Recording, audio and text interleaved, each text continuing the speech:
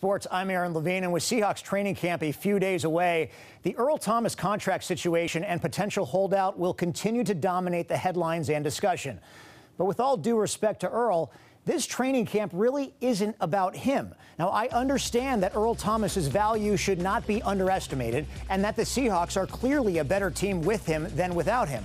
But it's also my opinion that there's a bigger priority toward the success or failure of this team than signing their all-pro free safety to a contract extension.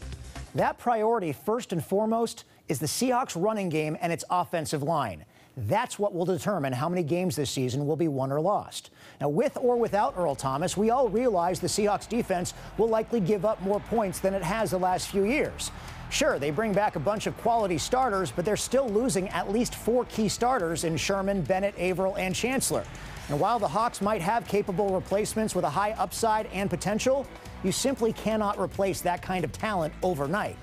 So all of that added pressure gets shifted to the offense for them to sustain drives, to keep the defense well rested on the sidelines, and to score enough points to stay competitive. You cannot do that without an effective running game and offensive line.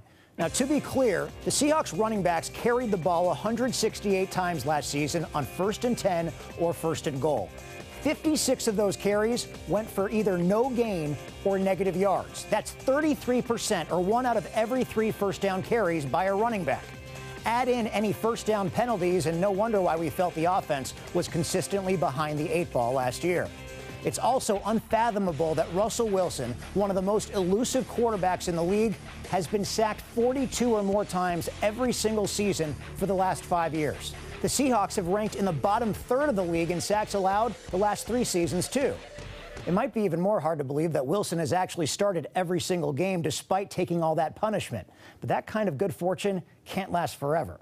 Now, the Seahawks front office realized that, hence its major point of emphasis this offseason, by drafting a running back in the 1st round, by taking the best blocking tight end in the draft, by signing a proven interior run blocker in free agency, and replacing their offensive coordinator and their offensive line coach, both of whom have a strong history in running the football.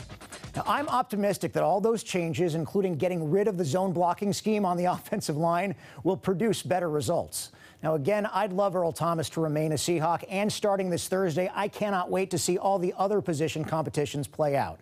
But when it's all said and done, Pete Carroll's winning formula will be put to the test. The offensive line and running backs will be under the microscope the most. So what do you